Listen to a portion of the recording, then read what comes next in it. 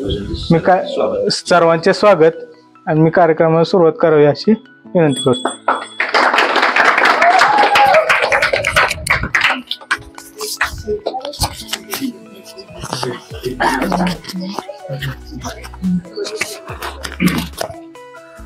नमस्कार, मी ॲडव्होकेट महादेव साळुंके, यशवंतराव चव्हाण विधी महाविद्यालय कराड या विधी महाविद्यालयानं हा जो एक कायदेविषयक साक्षरता एक शिबिर आयोजित केले आणि हे शिबिर आयोजित केले खरं तर हे सांगली जिल्ह्यातलं ठिकाण आहे आणि इथली लोक आम्ही इंटरॅक्शन केलं, भेटलो लोकांशी.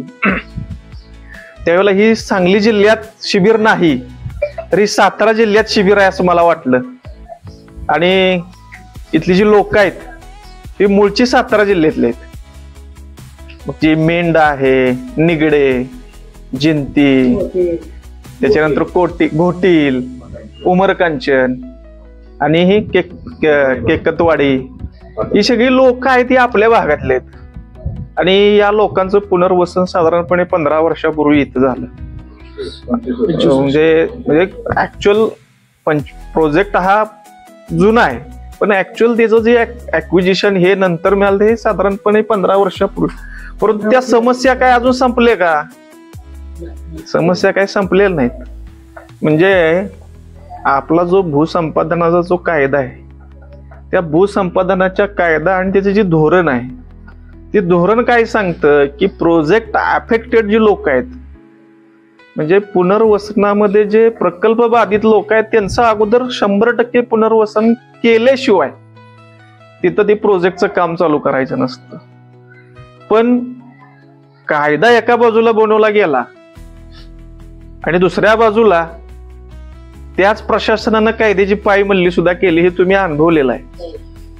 म्हणजे मी जर इथं पोपटागत बोलत असो पण खरं सत्याग्रहाची जी गाव आहेत ती उमरकांचन, निगडे, जिंती, केकतवाडी, त्याच्यानंतर मेंढ, अजून यांची सस्यस्पेट थांबले का? नाही थांबले. हे प्रकल्पग्रस्तांचं जे दुखणं आहे हे मी जरा जवळनं बघितलंय. आणि ही जी तुमची आंदोलनं व्हायची, सातारला व्हायची, त्याच्यानंतर पाटणला व्हायची. मला वाटतं त्यावेळेला पाटणला तहसीलदार एक सबनीस होता एक, त्याच्यानंतर धुमाळ साहेब होते जिल्हा पुनर्वसन अधिकारी.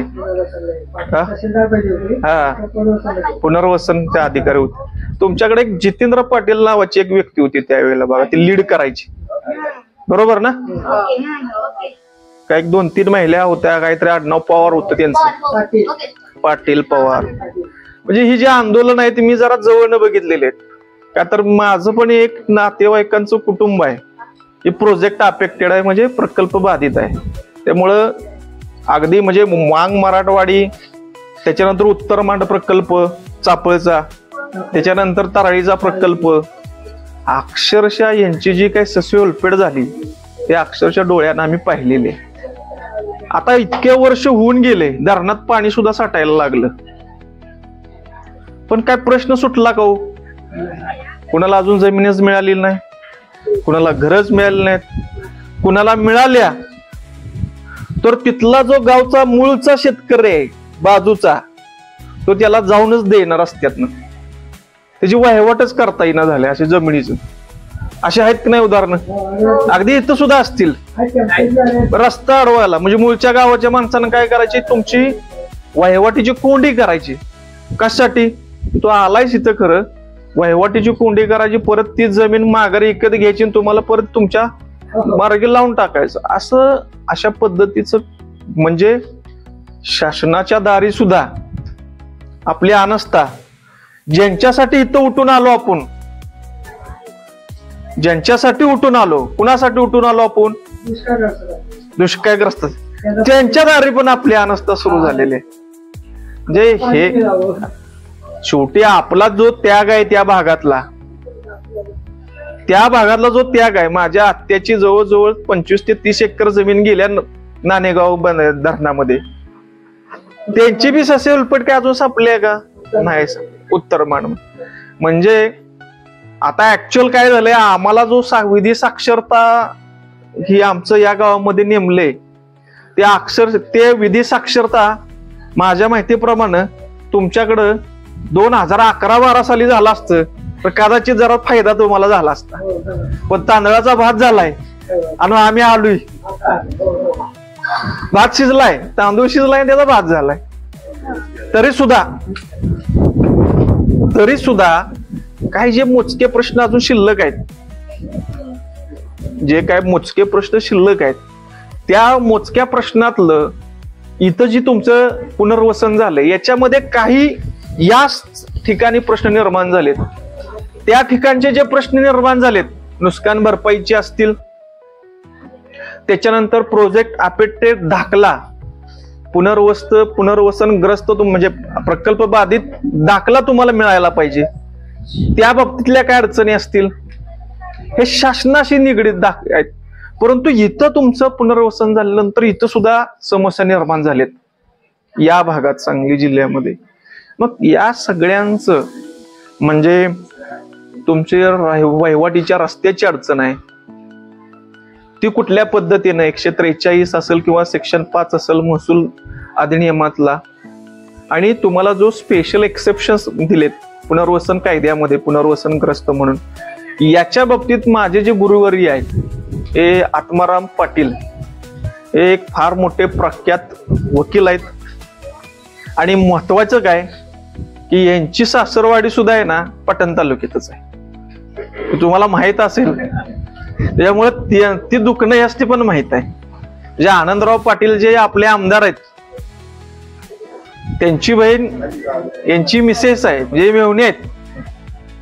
जे कोयना नगरचं जे फार मोठं रिहॅबिलिटेशन झालं, 70 किलोमीटरची जी गाव आहेत, ती 70 किलोमीटरच्या गावांचं पुनर्वसन काय काय गावाचं ते कुठं झाले, पनवेल.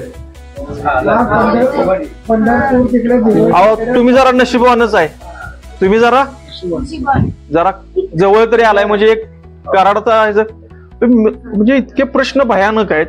माझ्याकडे मागच्या वर्षीपर्यंत एक नाही, एक मेंढ गावातली एक महिला येत होती की पुनर्वसन झालंय, सगळं झालंय, पण सातबाऱ्याला नावच नाही. म्हणजे त्या यादीत, मूळच्या यादीत सुद्धा चुका आहेत. म्हणजे माझ्या माहितीप्रमाणे 1871 काहीतरी लोक प्रोजेक्ट अफेक्टेड आहे तुमच्या वांग मराठवाडीला, त्या 5-6 गावातले 1871, आणि त्यात पण चुका आहेत.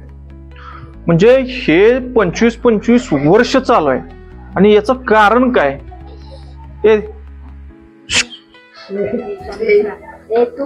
तुला गणपती करू का इथं बस,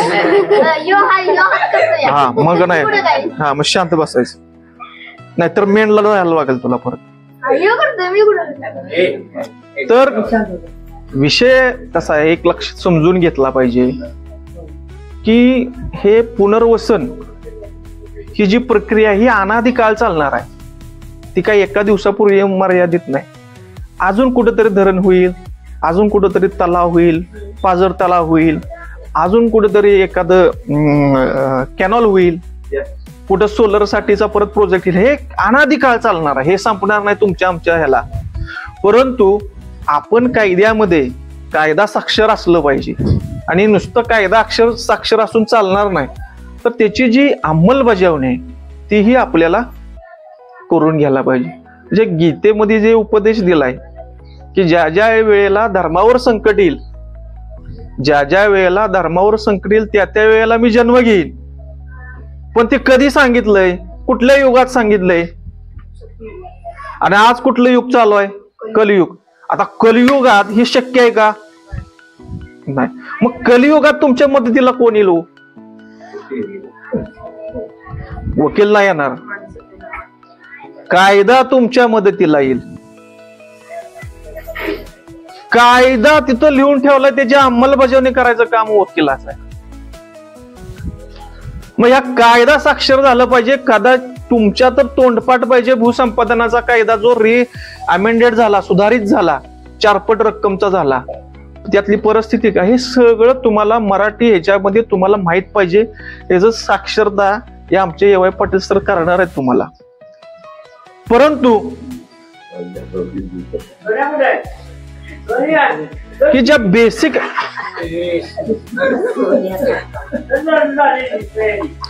हे जा सोन्या एकदा ऐकून ये.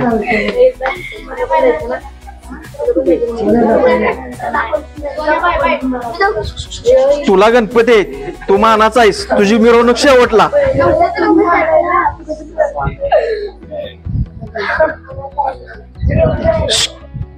तर आता याच्यामध्ये समजून घ्या की पुनर्वसन कायद्यामधल्या आणि भूसंपादनाच्या कायद्यामधल्या ज्या काही तरतुदी आहेत, या तरतुदींचा आपण आपल्या स्तरावर आपण निश्चित अभ्यास करायला पाहिजे. त्याच्या संपूर्ण कायदा सांगायचं म्हटलं तर अख्खा दिवस पण आपल्याला पुरायचं नाही. तुमची मानसिकता राहायची नाही, माझी मानसिकता राहायची नाही. परंतु छोट्या छोट्या गोष्टी आहेत. त्यातली पहिली बेसिक गोष्ट, आता ही जी तुमच्या उपयोगाला येणार नाही परंतु कुणाच तरी उपयोगाला येईल, जी काही राहिलेली लोक आहेत. आता मेंढ गावामध्ये माझ्या माहितीप्रमाणे काहींना धरणाच्या पाण्याच्या वरच्या बाजूला नवीन ऍक्विजिशन देऊन तिथं घरं बांधायची व्यवस्था केलेली आहे. पण तिथं राहिलेल्या लोकांना ज्यावेळेला पाणी खाली जातं, पाणी पातळी खाली जाते, त्यावेळेला गाळपेर क्षेत्र राहते. गाळपेर तिथं पूर्वी आपली शेती होती. अशा लोकांना त्या गाळपेरीचे जे हक्क आहेत, म्हणजे आता हे भविष्यात म्हणजे आपल्याला मिळू शकतं, हे गाळपेरीचे हक्क आपल्याला मिळण्यासाठी आपल्याला काय करायला लागेल, ज्या अशा ज्या बाबी आहेत याच्यावर आपण एकदा विचार करायला पाहिजे. आणि या वांग मराठवाडी प्रकल्प बाधित शेतकऱ्यांचं आणि प्रकल्पग्रस्तांना काय केलंय, शासनानं पण लय हुशार केलेले. त्यांनी अशाच ठिकाणी एका एकाला लिहून ठेवलंय की ते कधी युनाइट होऊ शकत नाही, म्हणजे त्यांचं एकत्रीकरण होऊ शकत नाही, विचाराचे देवाणघेवाण होऊ शकत नाही, आणि त्याच्यावर शासन निर्धास्त झाले. परंतु या सोशल माध्यमातनं आपण सगळ्या जणांनी एकत्र राहिलं पाहिजे. मग गाळपेरीचा हक्क असेल, उर्वरित जमी ऍक्विजिशन झालेले आहे. काही क्षेत्रफळ असे असतात की ऍक्विजिशन झालेलं आहे पण तिथपर्यंत कधीच पाणी येत नाही. मग ती जागा तुम्ही आम्ही काय करतो, तशीच सोडून देतो, वहिवाटाचं सोडून देतो. तर त्या वहिवाटीचे हक्क आपल्याला राहिलेले असतात. जोपर्यंत त्याची पाण्यात जात नाही आणि तुम्ही जे वहिवाटीचे हक्क सोडून दिले, समजून घ्या, वांग मराठवाडी असू दे, कोयना प्रकल्पग्रस्त असू दे, तारळी प्रकल्पग्रस्त असू दे, किंवा उत्तरमानची जी चापळचं धरण आहे ते प्रकल्पग्रस्त असू दे, या सगळ्यांची जी बॅक वॉटर्स आहेत, त्या बॅक वॉटर्सवर कुणाचा डोळा आहे? बॅक वॉटरच्या बाजूला जलाशयाची फुगे आहे, फुगीच्या बाजूला दोन्ही साईडला डोंगराचा काठ आहे, काटाच्या बाजूला नयनरम्य परिसर, आता झाडं बिडं झालेली आहेत. कधी काही तुम्ही जनावर चारत होता, शेळ्या चारत होता, त्याच्यावर डोळा कुणाचा आहे सांगा बरं? कुणाचा आहे? नाही नाही नाही, गव्हर्नमेंटचा नाही. अजून कुणाचा आहे? बरोबर, हॉटेलवाल्यांचा डोळा आहे. तर तुम्हाला सांगतो, तारळीचं जे बॅकवॉटर आहे, तारळीच्या बॅकवॉटरच्या दोन्ही साईडला जी जलाशयात जाऊन जी जागा राहिलेली आहे की नाही, ती आता मोठ्या एका उद्योगपतीने घेतलेली आहे, ताब्यात घेतलेली आहे. आणि त्याच्यावर पॉवर जनरेशनचा प्लॅन चाललेला आहे. तसंच एक लावासा सिटी सुद्धा झाली होती. हा, तसं तुमच्या वांग मराठवाडीच्या बाजूला जी क्षेत्रफळ राहिलेली आहे, जी तुमची आहेत, ते पण शासनाने ऍक्विजिशन केलेले आहेत. त्याचे तुम्ही वहिवाटीचे हक्क सोडू नका, ते तुमच्या वहिवाटीत ठेवा. तिथं जाऊन तुम्ही तुमची जी काय शेती असेल, काय असेल, झाडं असतील, त्याची व्यवस्था निगा राखा.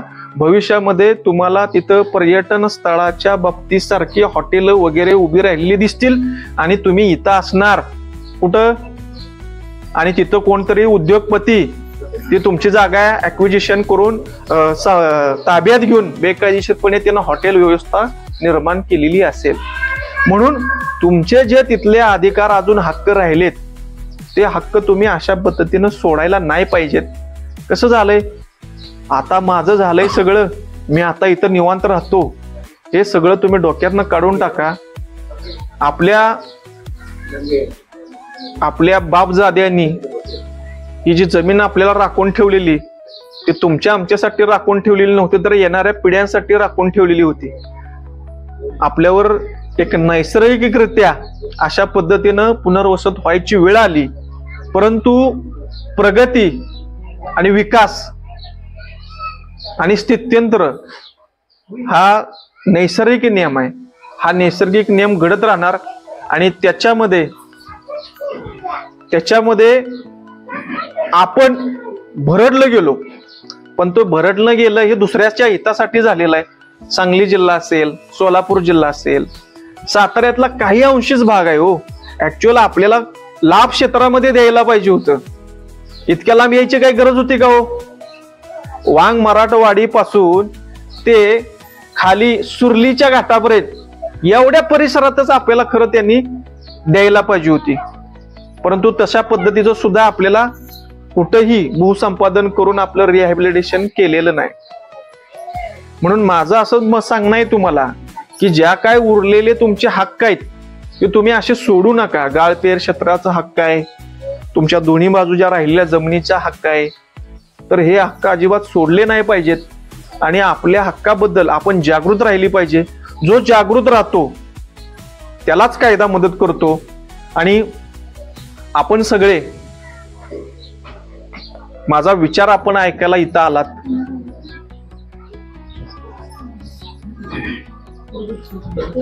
आणि मी एक आपल्याकडनं आशा ठेवतो की जसं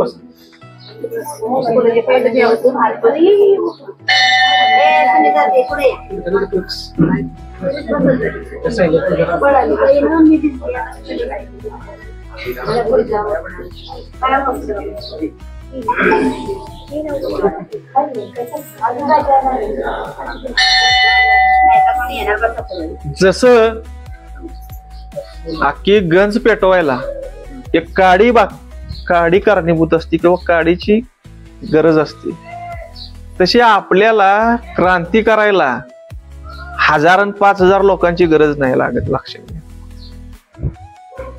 आपला एक विचार एका माणसाला मिळाल्यानंतर तो आपण आपल्या कुटुंबामध्ये, आपल्या नातेवाईकांच्या मध्ये तो मांडायचा असतो. आणि आज सोशल माध्यमाचं जग आहे. या सोशल माध्यमाच्या जगामध्ये जी काय मी तुम्हाला यापूर्वी आता सांगितलेलं आहे ते आपण सोशल माध्यमात मांडून आपली जशी ही जी प्रकल्पग्रस्तांची युनिटी आहे ही अबाधित ठेवलेली पाहिजे. आणि ही जी युनिटी आहे ही अबाधित ठेवल्यानंतर तुम्हाला काय हक्क मिळणार आहे. मग कुणाचं उरलेल्या नुकसान भरपाईचा प्रश्न आहे, कुणाला काय प्लॉट मिळाले नाही त्याचा प्रश्न आहे, कुणाला प्रकल्प बाधित कोट्यातून नोकरी मिळाली नाही असा पण प्रश्न आहे. मला सांगा, प्रकल्प बाधित कोट्यातून किती जणांना नोकरी मिळाली हो? आहे का तुमच्या अख्ख्या गावात कोण? म्हणजे या केकताई नगर मध्ये कुणीही नाही.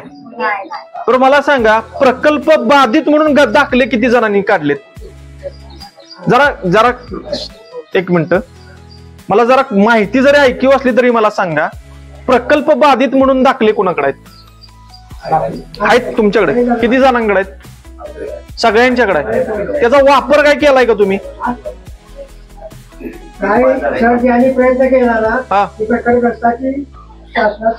लागले म्हणजे वापर केलाय ते राहिलेत. ज्यांचा वापर केला पाहिजे शासनात 5% राखून आपला माणूस पोचत नाही. पोचला पाहिजे. आता ज्यांनी प्रयत्न केला, मग याचा साक्षरता कोणी करायची? आपला माणूस तिथं पोचला नाही. ज्यांना नोकरी पाहिजे त्यांनी जास्त प्रयत्न केला पाहिजे. माझा 200 दाखला आहे, मला तिथे काम मिळालं पाहिजे. बरोबर. मग यासाठी सांगतोय तुम्हाला की आपण साक्षर झालं पाहिजे. काय झालं पाहिजे? विधी साक्षर झालं पाहिजे. आपल्याला ती माहिती मिळते, त्या माहितीप्रमाणे आपण काय केलं पाहिजे, त्याची अंमलबजावणी केली पाहिजे. मग आता 5% जर प्रकल्पग्रस्तांसाठी राखीव जागा आहेत, आपल्याकडे प्रकल्पाचा दाखलाही आहे, पण आपण प्रयत्न करत नाही, तर आपल्या त्या बापजादेशने काय वाटत असेल, मीला काय एवढ्या कष्टानं जमीन लागा तुझ्यासाठी ठेवली आणि तुला प्रकल्पग्रस्त मी केलो, शासनानं प्रकल्पग्रस्त केलं, तुला दाखला मिळाला आणि तुला का आता रिझर्वेशनचा फायदा घेत नाही. म्हणजे प्रकल्पग्रस्ताचे दाखले नसतील तर ते तुम्ही उपलब्ध केले पाहिजेत, असतील तर त्याचा आपण फायदा करून घेतला पाहिजे. शिक्षणासाठी फायदा. हा, मला सांगा, प्रकल्पग्रस्त म्हणून कुणी कुणी शासनाच्या योजनेचा फायदा घेतलाय का? ह्याच्यात सबसिडी योजनेचा फायदा आहे का? मग प्रकल्पग्रस्त म्हणून आहे की नाही, सबसिडी एक योजना आहे की ज्याच्यातनं तुम्हाला घेतलेल्या कर्जावर सबसिडी पण मिळते. याचा तुम्ही फायदा घेतलेला नाही. तर या सगळ्या गोष्टी आपण आत्मसात केल्या पाहिजेत आणि या सगळ्या गोष्टींचं विशेष करून आपण बाबा बोलताय, तुम्ही जरा लक्ष घाला आणि या सगळ्या तरुण लोकांना सांगा. जसं आपलं तरुण मंडळ काय करतं, गणपतीला एकत्र येतं. बघा, गणपतीला एकत्र येतं, 10 दिवस सुट्टी काढून आपण चांगला गणेशोत्सव साजरा करतो. 11व्या दिवशी हिशोब करतो, कोणाकडे किती राहिलं, कोणाकडे किती राहिलं, का वाजा काय झालंय का. पण आपल्या प्रकल्पग्रस्तांचे प्रश्न आहेत, त्याची वजाबाकी कधी कोण करणार आहे, कधी करायची? हा प्रश्न एका दिवसाचा नाही, हा प्रश्न एका पिढीचा नाही. तुमच्या जेवढ्या पिढ्या तिथं कष्टा खाऊन गेल्यात ना, त्या सगळ्या कष्टा खाल्लेल्या पिढींचा हा प्रश्न आहे आणि ते तुम्हाला सोडवायचा आहे. आणि त्यासाठी तुम्हाला थोडी वेळ द्यायची. आज 25 वर्षाचा तुम्ही लढा दिला, अजून 5-10 वर्षाचा तुम्हाला लढा द्यायचा आहे. आणि संघर्ष, माणसाच्या आयुष्यात किती सह लागतात? सत्ता. तुमच्या नशिबात सत्ता आहे का? इथं बसलेल्या कोणाच्या? संपत्ती आहे का? सौंदर्य आहे का? मग एक आहे तुमच्या नशिबाला, काय? संघर्ष. सत्ता, संपत्ती, सौंदर्य आणि संघर्ष, या 4 स पैकी जर एक स तुमच्या नशिबाला आला तर तुमचं आयुष्य सुजलाम सुफलाम होतं. तुमच्या आयुष्याला संघर्ष आलाय, तुमच्या येणाऱ्या पुढच्या पिढीचं आयुष्य सुजलाम होईल. आणि संघर्ष करायचं तुम्ही टाळू नका. हा तुमच्या नशिबाला आलाय आणि ज्यांच्या नशिबाला आला तो महापुरुष झाला, छत्रपती शिवाजी महाराज, डॉक्टर बाबासाहेब आंबेडकर. हे संघर्षातनं मोठी झालेली लोक आहेत आणि तुमच्या वाट्याला सुद्धा हा संघर्ष आलाय आणि या संघर्षाचं आपण स्वागत केलं पाहिजे. माझ्यावरचा अन्याय नाही तर माझ्यावर झालेल्या अन्यायाचा मी संघर्ष करतोय. आणि या देशामध्ये जेवढे प्रोजेक्ट अफेक्टेड झाले, जेवढे प्रकल्प झाले, तिथं अन्याय हा झालेलाच आहे. आणि या अन्यायावर तिथं संघर्ष झाला आणि मगच यातून मार्ग निघाला. असं कुठल्याही प्रकारचं गव्हर्नमेंट, मग ती भारतीय जनता पार्टी असू दे, काँग्रेसचा असू दे, शेतकरी काँग्रेस पक्षाचा असू दे, समाजवादी पार्टीचा असू दे, असं कुठलंही एक सरकार नाही की पहिल्यांदा पुनर्वसनांचे प्रश्न मार्गी लावले मग प्रोजेक्ट सुरू केला. असं एकही सरकार तुम्हाला मिळणार नाही. आणि ही आपली अनास्था आहे. शेवटी हे सगळं मिळवायला लागलं ते आपल्याला संघर्षाने मिळवावं लागलं आणि हा संघर्ष आपल्याला अटळ आहे. मित्रांनो, बोलण्यासारखं भूसंपादन कायद्यावर फार मोठा आहे, परंतु तितकासा वेळ उपलब्ध नाही. लोकांना पण शेतीचे काम आहेत आणि वेळेचा अभावी आमचा तुम्ही नंबर घ्या, कधी कराडला खाली आला, ऑफिसला या, तुमची एखादी समिती असली, त्या समितीचा नंबर घ्या आमचा. तुम्हाला वेळोवेळी आमच्याकडनं जी काय साक्षरता लागेल, जी काय विधी साक्षरता लागेल, ती आम्ही 100% विनामूल्य देऊ. मी तुमची आंदोलनं जवळ न पाहिलेला माणूस आहे. मी तुम्हाला नावं सांगतोय, जितेंद्र पाटील, का तर मी ते नाव त्या बोर्डावर कधी कधी बघितलेलं आहे. तुमचा सत्याग्रह असायचा सातारला किंवा आंदोलन असायचं, तुम्ही तिकडं ते पाण्यातला एक सत्याग्रह केला होता मेंढला, पाण्यातला, बरोबर आहे की नाही? मधल्या काळामध्ये पुनर्वसन महामंडळाचे अध्यक्ष माधव भंडारी झाले होते, बरोबर का? माधव भंडारी होते. तर त्यांच्या मार्फत आम्ही काही तुमचे प्रश्न सोडवायचा प्रयत्न केलाय. त्यांची त्या भागात आहे ना, गाडीतनं बैलगाडीतनं मिरवणूक पण काढली होती मेंढ भागात, उमरकांची आणि मेंढ भागात, मला आठवते ती. म्हणजे या सगळ्यांचा प्रकाश संघर्ष केल्यानंतरच आपल्याला मिळेल. तर मित्रांनो, आपण हे सर्वजण इथं आलात, मला या छोट्याशा गावामध्ये आमंत्रित केलं. माझ्यासोबत माझे गुरुवर्य ऍडव्होकेट आत्माराम पाटील हेही उपस्थित राहिले. माझ्यासोबत दुसरे सहकारी ऍडव्होकेट धीरजसिंह धनाजीराव जाधव, ते आम आदमी पार्टीचे जिल्हाध्यक्ष आहेत. संघर्ष आणि चळवळीची पार्टी आहे, त्याचाही तुम्हाला फायदा होईल. त्याचबरोबर यशवंतराव चव्हाण विधी महाविद्यालयातले जे स्टुडंट वर्ग आहेत त्याच्यामध्ये प्रामुख्यानं जगताप सर आहेत, आणखीन बाकीचे विद्यार्थी मैत्रिणी आहेत, तेही उपस्थित राहिले. या सर्वांचं मी मनापासून आभार व्यक्त करतो आणि तुम्हाला एवढं ग्वाही देतो की तुम्हाला येणाऱ्या पुढच्या कुठल्याही प्रसंगामध्ये आम्ही वकील म्हणून तुम्हाला तुमच्या सदैव पाठीशी तुमच्या सोबत राहू, तरच या कार्यक्रमाचं फलित झालं असं मी समजेन.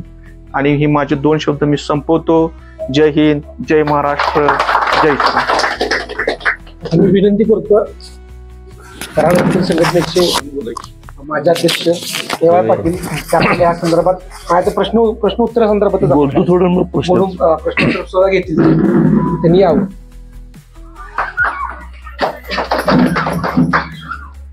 आज या ठिकाणी भारतीय विद्यापीठाचे विधी महाविद्यालय आणि आपल्या ह्या केकतवाडी पुनर्वसित ग्रामपंचायतीच्या संयुक्त विद्यमानाने आपण इथंच विधी साक्षरता मेळावा म्हणूया, विधी साक्षरता शिबिर म्हणूया, यासाठी जमलेले गावातील सर्व ज्येष्ठ नागरिक, विशेषतः महिलांची उपस्थिती अतिशय सणासुदीला सुद्धा चांगली आहे. महिलांची उपस्थिती आजच्या या कार्यक्रमाला वेळात वेळ काढून माझे खरं ज्युनियर मित्र आहेत, पण कमी वयामध्ये अतिशय चांगल्या पद्धतीनं वकिली व्यवसायामध्ये सुद्धा पारंगत आहेत. राजकीय त्यांना सुद्धा आता अलीकडे बऱ्याच ठिकाणी संधी मिळालेली आहे. त्या राजकारणाचा समाजासाठी कसा उपयोग करता येईल अशा ध्येयाने वेडे झालेले माझे ज्युनियर मित्र, माझे ॲडव्होकेट महादेवराव साळुंके, आमच्यासोबत आलेले आमचे दुसरे ज्युनियर मित्र जे अलीकडं आप पार्टीमध्ये काम करतायत, ते आमचे धीरज जाधव, या आमच्या कॉलेजचे विद्यार्थी जगताप सर, त्यांचे सर्व मित्र, त्यांचा ग्रुप. खरं म्हणजे विधी साक्षरता मेळावे अनेक ठिकाणी मी गेल्या 2000 सालापासून या विधी महाविद्यालयामध्ये एक शिकवण्याचा एक विषय, एखादा विषय शिकवण्याचं काम करतोय. आणि आम्ही विधी असे मेळावे घेतले, वेगवेगळ्या विषयावरती आम्ही अनेक ठिकाणी भाषणं केली, लोकांना त्यामध्ये शिक्षित करण्याचा आम्ही नेहमी प्रयत्न करीत आलो. आणि यातलाच एक भाग, एक विद्यालयामध्ये एक कंपल्सरी सुद्धा भाग असतो की आपले असे विधी साक्षरता मेळावे झाले पाहिजेत. आणि खऱ्या अर्थानं खरं म्हणजे आजचा हा मेळावा इथं म्हणजे शिबिर घ्यायचं, जगताप सरांचा मला काल फोन आला की म्हणले आपल्याला उद्या सर अमक्या ठिकाणी जायचं आहे, कारण रविवारचं आमचं थोडंसं ऑफिस असते, लोक चालले आला का नवीन कामाला वगैरे येतात ऑफिसला घरी, तरी पण म्हणलं नाही सर तुमचा फोन आलाय, आमचे मित्रमंडळ आहेत आम्ही येणार म्हणलं. आणि त्याहीपेक्षा मला जरा थोडा जिव्हाळ्याचा विषय, आणखी हे पुनर्वसित गाव आहे, तोंडोली शेजारी आहे, आणि पुनर्वसनाचे प्रश्न त्याच्याबद्दलची असलेली थोडी जाण आणि मी जवळीकतेनं मी ते पुनर्वसनाचे प्रश्न गावांची पाहिलेले आहेत. माझं गाव फार लांब नाही, मी सातारा जिल्ह्यातलं तुळसंच आहे, कारण आमचे मेनमध्ये पाहुणे आहेत, उमरकांचनमध्ये सगळे पाहुणे आहेत, वर जिंतीमध्ये सुद्धा पाहुणे आहेत. आमच्या गावांचं त्या अतिशय जवळचं असे संबंध आहेत.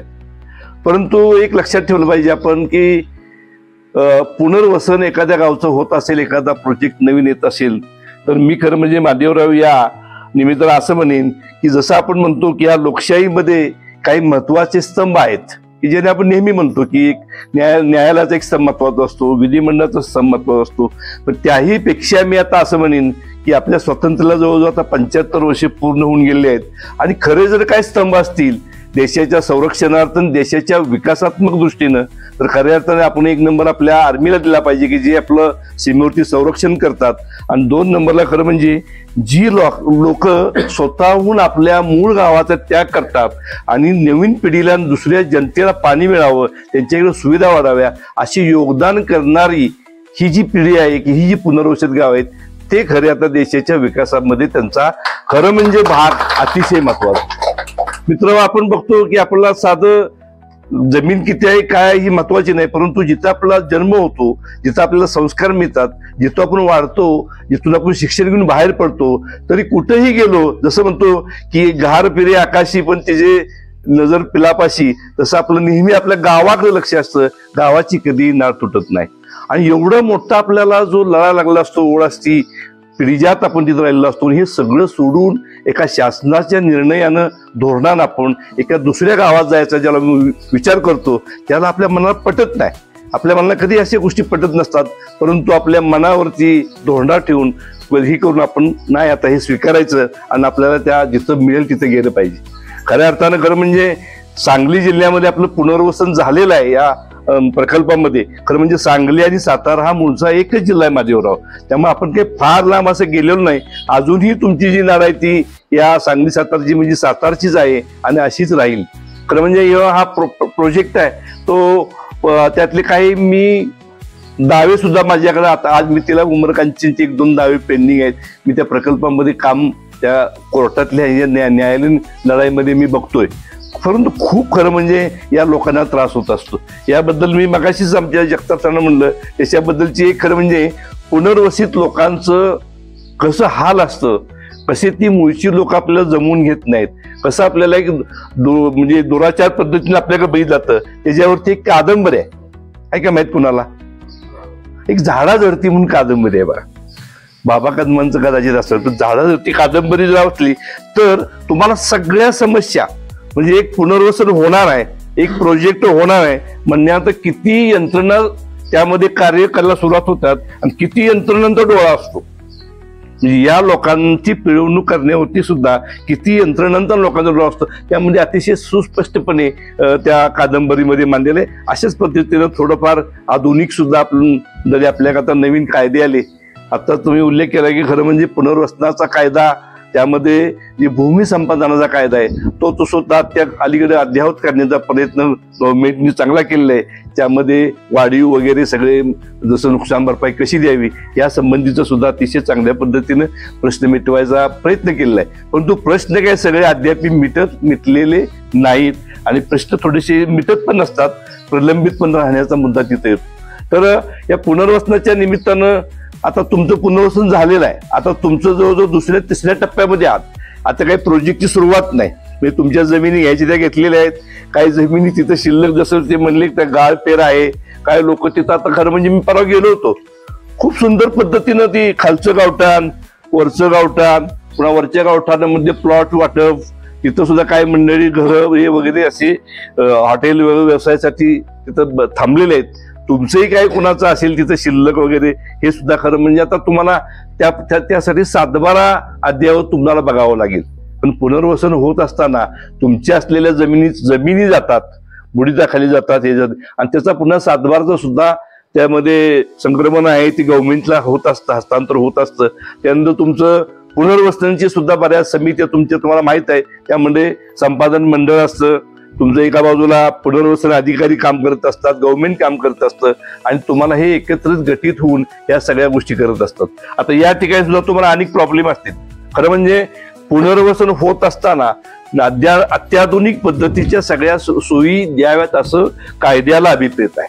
परंतु गव्हर्नमेंट बऱ्याच वेळा काय होतं, मग आमचे वकील साहेब म्हणले की खरं म्हणजे त्याबद्दल हेतू काय आहे, तर पहिल्यांदा पुनर्वसन आणि मग ते धरण किंवा काय प्रोजेक्ट असेल असंच करायचं असतं. पहिल्यांदा काय होतं की एकदा ते धरण चालू झालं, पाणी भरलं की पुन्हा मात्र मग पुनर्वसित लोकांच्याकडे गव्हर्नमेंट जाणीवपूर्वक दुर्लक्ष करायला लागतं. मग अनेक असे प्रश्न निर्माण होतात. इथं आलं तर मूळचे शेतकरी आपल्याला जमिनीचा ताबा देत नाहीत, ताबा दिला तर ताबा नुसता 7-12 येतो, कब्जेपट्ट्या झालेल्या असतात, ते लोक निघत नाहीत बाहेर, त्या जमिनीच्या फाळणी झालेल्या नसतात.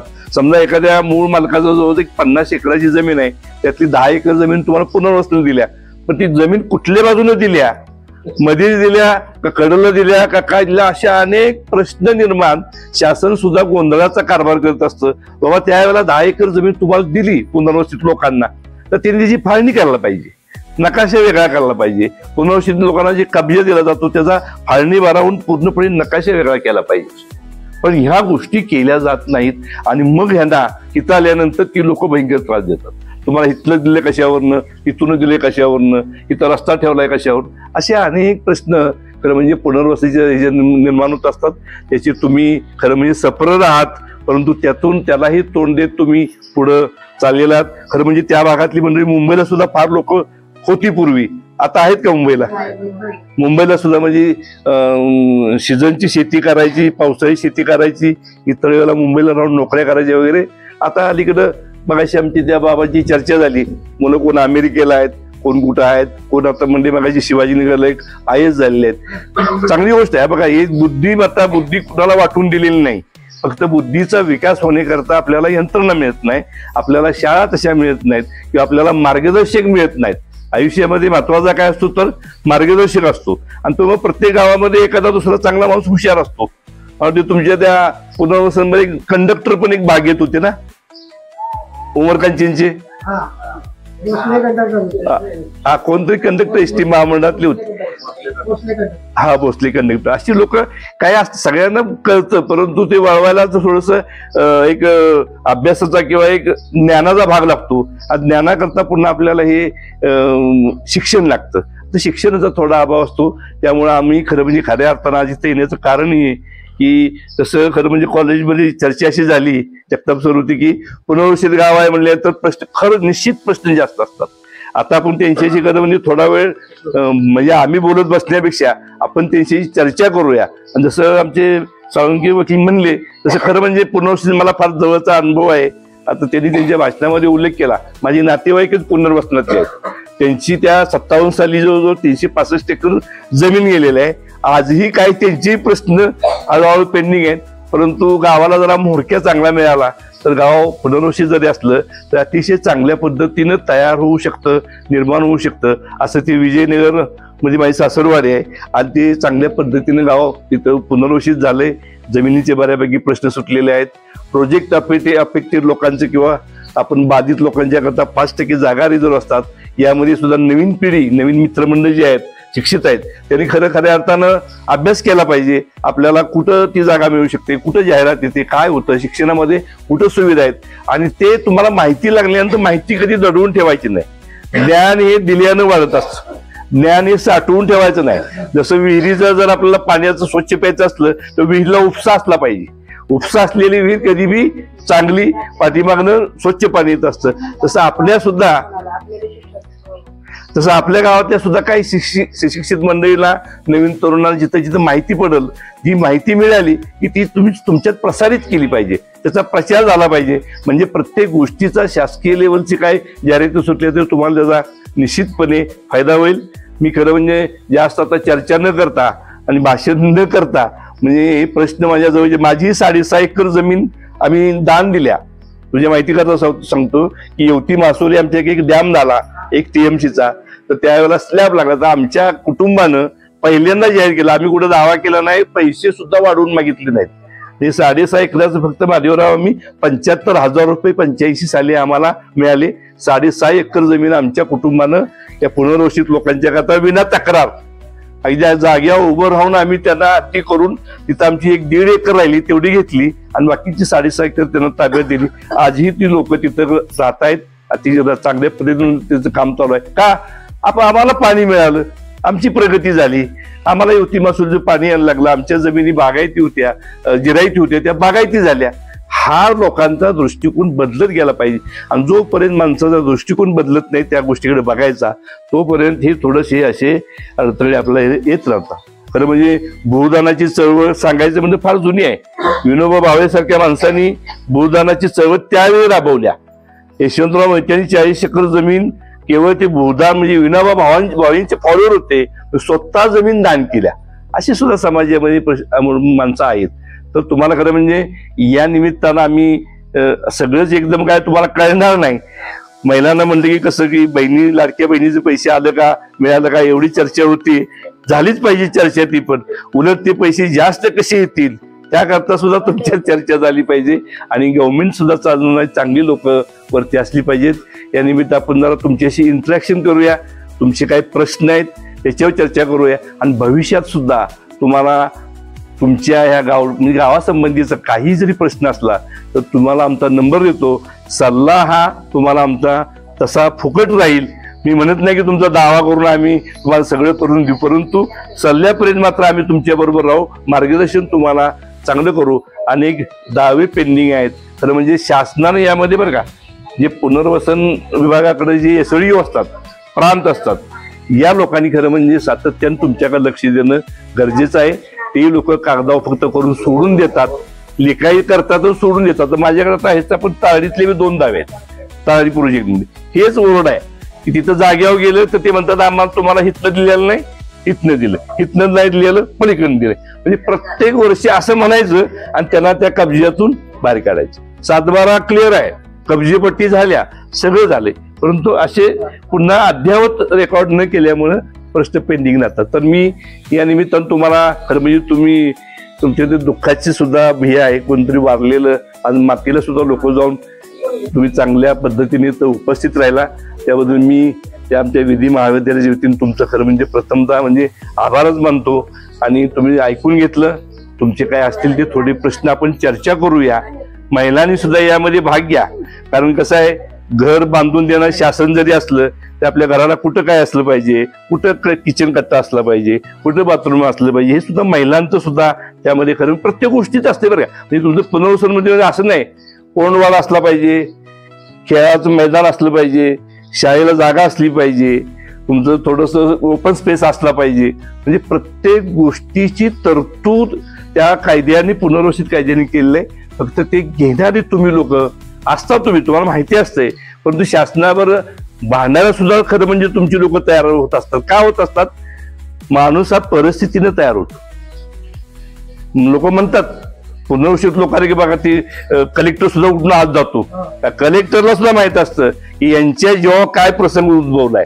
तुम्ही आला मोठ्या मंत्र्यांना घेऊन फिती कापून गेला, परंतु पुन्हा लक्ष दिलं जात नाही म्हणून कलेक्टर सुद्धा भीत असतो, पुनर्वसन अधिकारी सुद्धा, आणि मंत्री जरी असला तरी पुनर्वसित लोकांच्या बाबतीत घाबरून असतो. कारण का तर त्यांचा प्रश्नच तेवढा जिव्हाळ्याचा असतो, महत्वाचा असतो. त्यांचं दिलेलं योगदान असतं ते कधीही न विसरण्याजोगं हे योगदान असतं. मी माझी 4 शब्द थांबवतो. आपण थोडी सगळ्यात तुमचे काही प्रश्न असलेली चर्चा करूया आणि पुन्हा आमचे जगताप सर आहे त्यांच्याकडून आमचे नंबर घ्या. आमच्या विधी महाविद्यालयात जर तुम्ही संपर्क साधला त्यांच्या परीने आमच्या परीने तुम्हाला जी काय मदत असेल ती आम्ही नेहमी सल्ल्याची ह्याची ती मदत आम्ही करू अशी ग्वाही देतो आणि मी लांबलेलं भाषण थांबवतो. जय.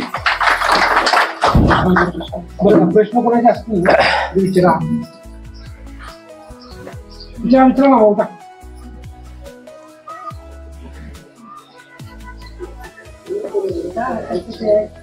सर कसं आहे माहिती आहे का, इथं आता प्रश्न असा अडचणीचे वेगवेगळं कसं आहे. तुम्ही आता जे म्हणलं कब्जा पट्ट्या शासनाने केल्याने सर्वे कब्जा पट्टीवर जे चतुर्सीमा पाहिजे, ह्या बाजूला कोण आहे, त्या बाजूला कोण आहे, त्या बाजूला कोण आहे. आता तुम्ही जे बघायला म्हणलं 10 एकरचा प्लॉट आहे, पण त्यातला मधलाच दिला बरोबर, जर असताना 2 एकर. पण ते कब्जापट्टी करताना तो नकाशा जे केला कब्जापट्टीला त्याच्या बाजूला पूर्व, पश्चिम, दक्षिण, उत्तर असा जे कोण आहे हे नाही दिले बरोबर. चतुर्सेवा दिले नसल्यामुळे ही अडचण निर्माण झाली. म्हणून आता आज कडेगाव तालुक्यात सांगली जिल्ह्यात पूर्ण म्हणला का प्रश्न निर्माण झाला. हा पूर्वी इथं पाणी नव्हतं बरोबर, ज्या वेळेला टेंबूचं पाणी आलं संपूर्ण त्यावेळेला आता शेतकरी असे जागे झाले तिथले की आता ते सर्वे मोजणी मागवते आणि त्यांची जमीन आता धरणग्रस्तात दिलेला 2-2 एकर जमीन दिली होता.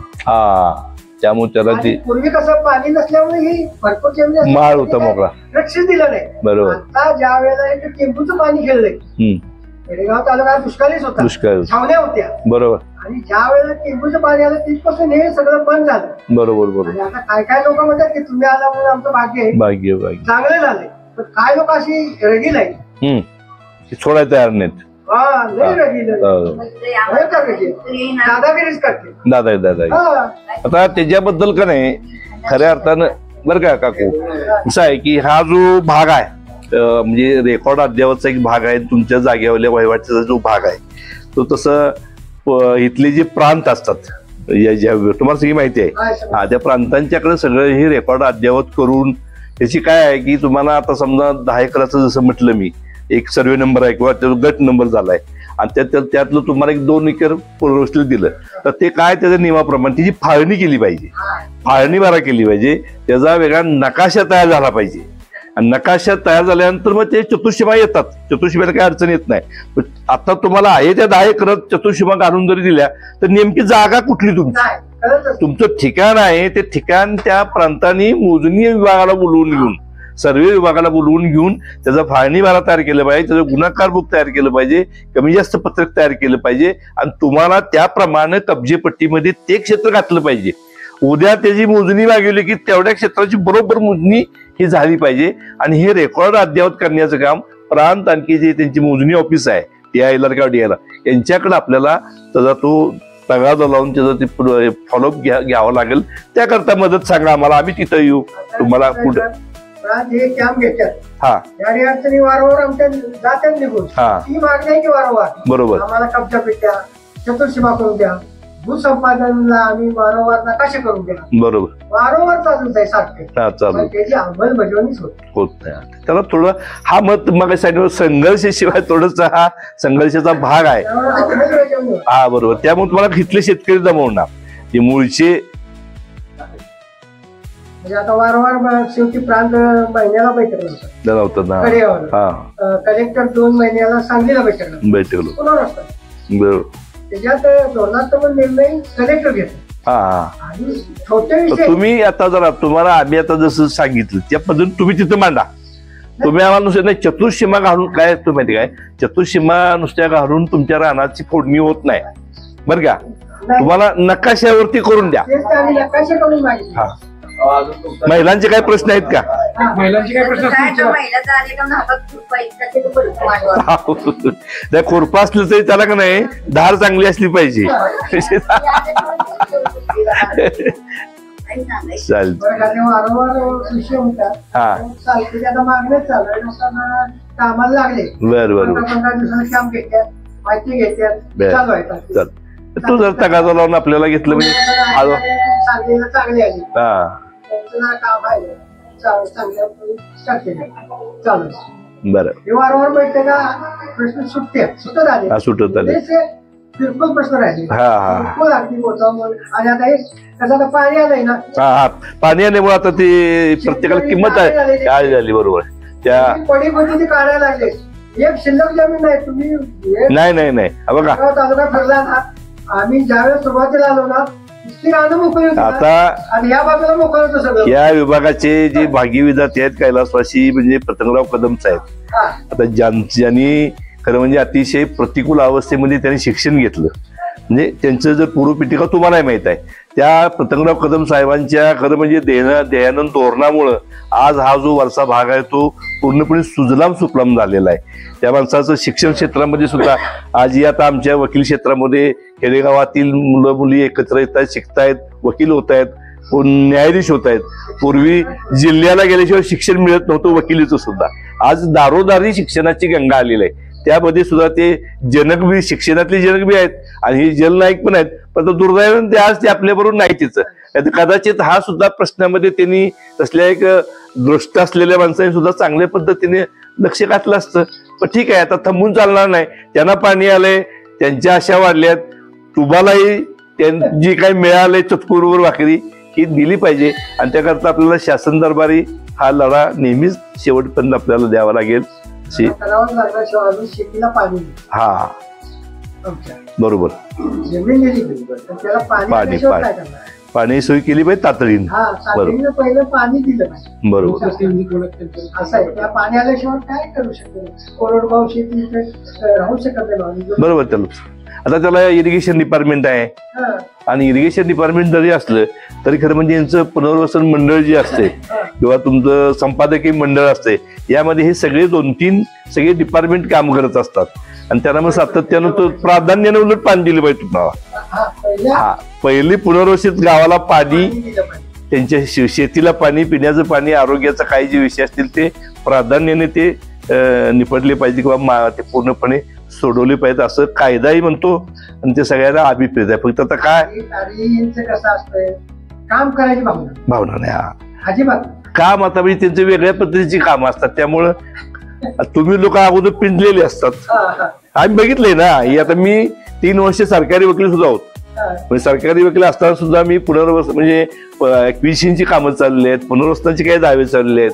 तुमच्या लोकांच्याकडनं अपेक्षा ठेवणंच चुकीचं आहे ना. कुणी एकतर गव्हर्नमेंटचे दिलेले वकिलांनी सुद्धा त्यात काम चांगल्या पद्धतीने करावं अशी अपेक्षा आहे. हा, की कारण काय ह्या लोकांच्या करता सरकारी वकील असतात काय असतात त्यांनी बघितलं पाहिजे. बरं, पण दुर्दैव आहे ते येत नाहीत लोक दुसऱ्या कामात इकडं. थोडीशी अडचणी असतात, अधिकारी 10 वेळा ऑफिसला गेलं तरी कानाडोळा करतात, त्याच्यामुळे काम होत नाही. नाही प्रश्न किचकट बी नाही, सोपे प्रश्न सोपे प्रश्न तुम्ही दिलेलं तर आहेच, फक्त ते जागेवर आम्हाला व्यवस्थित करून द्यायचा एवढा प्रश्न आहे. 8 दिवसांनी गेला का नाही ते म्हणणार कागद तुमचा कुठं आहे. फाईल गायब झाली, काम गायब. त्याला कारण ही तुम्हाला माहिती आहे, तर हे आपण बोलू शकत नाही. पण ते तुमच्याकडनं अपेक्षाच करू नये, कारण आपण अगोदरच हे झालेलं पिचलेला असतो, आपण एवढं योगदान गेलेलं असतं. ठीक आहे, आता प्रश्न अनेक आहेत, परंतु ज्यावेळी तुम्हाला मार्गदर्शन लागेल त्यावेळेला निश्चितपणे तुम्ही कॉलेजला भेट द्या, कोर्टात आला तर आम्ही मंडळी आहे, आमच्याकडे आमचे फोन नंबर घ्या. ठीक आहे, धन्यवाद. जगताप सर आभार मानतो.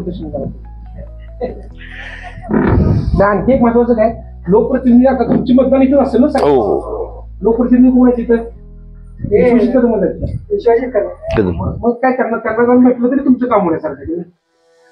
आपल्या कॉलेजच्या वतीनं हा, एकदा कॉलेजवर आपण असं करू, कॉलेजलाच आपण हे लावू एखाद्या वेळी.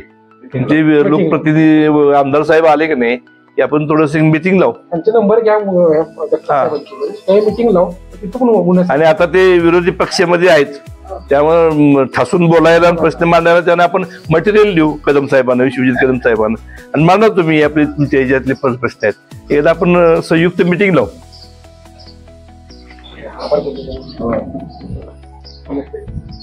आज केकताई नगर पुनर्वसित गाव आपलं जे आहे पाटण तालुक्यातील आणि सध्या सांगली जिल्ह्यात आहे, येथील सर्व ग्रामस्थ आपण जमा झालेलो आहोत. त्यासाठी तर भारतीय विद्यापीठाचे जे विधी कॉलेज आहे, विधी कॉलेज, त्यांच्याच माध्यमातून एक निगड म्हणजे असं थोडक्यात एक विधीविषयक कायदेविषयक माहिती अशी मिळावी, लोकांना द्यावी. आता तुम्ही आता ते कायदे भोगलेलेच आहेत सगळे, त्याच्यामुळे आम्ही काय तुम्हाला माहिती देण्यात, पण तुम्ही जे भोगलेलं आहे आणि आता जे भोगत आहात त्याविषयी आम्ही पण तुमच्याकडनं जाणून घ्यावं की एक माणूस म्हणून काय. तुम्ही आता शेवटी असं आहे, जमिनीला आपण आई म्हणणारी माणसं, एका आईची नाळ तोडून आपण इकडे आलेलो आहे, दुसरी आई धरली, त्याच्यामुळे थोडंसं दुःखही असणारच आहे, आयुष्यभर राहणार आहे. हे होत असताना तुमच्या ज्या भावना आहेत त्या भावना जाणून घ्याव्या, किंवा काय ह्या भावनेनं आम्ही इथं आलो आणि त्यातनंही तुम्हाला थोडंसं आमच्याकडनं कायदेविषयी काय थोडं हे सगळे तज्ज्ञ मंडळी जे आहेत त्यांच्याकडून थोडंसं ज्ञान मिळावं, याविषयी जागरूकता व्हावी यासाठी आम्ही आलेलो होतो. त्यासाठी अचानक आज एक हिंदुराव पाटील नावाचे जे ग्रस्त वारले तुमच्यातले, त्यांची आज माती होती, त्यांना सुद्धा मी भावपूर्ण श्रद्धांजली वाहतो.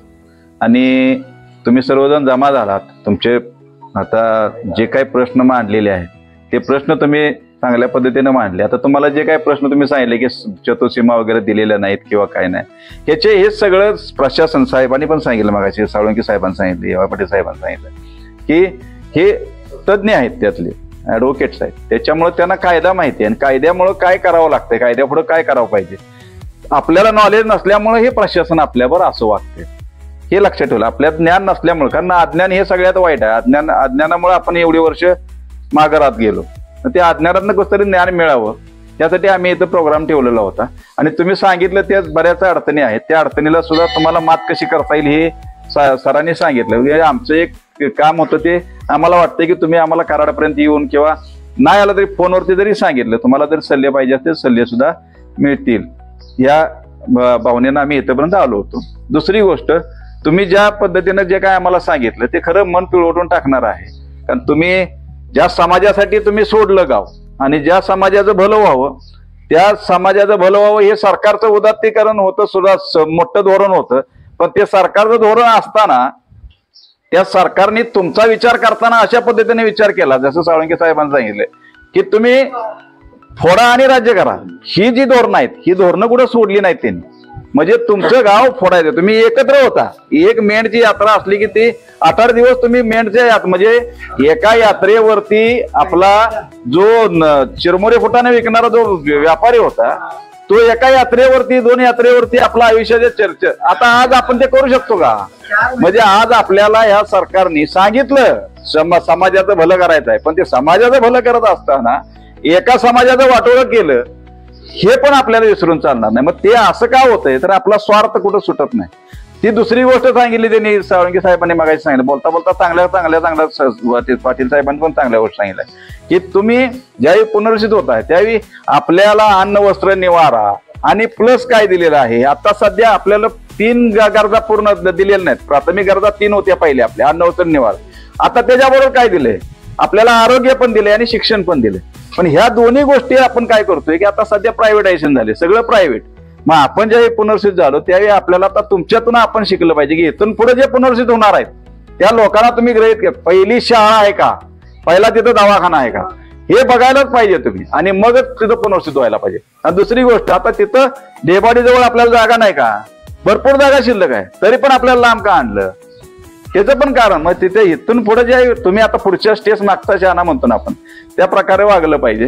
हे एक झाला. दुसरा विषय त्यांनी सांगितला म्हणजे ज्या वेळी आता तुम्ही इकडून कोल्हापूरवरून बेळगावला जाताना एक धरण लागतंय बघा बेळगावच्या अगोदर, हा नाही हिरकल डॅम म्हणा.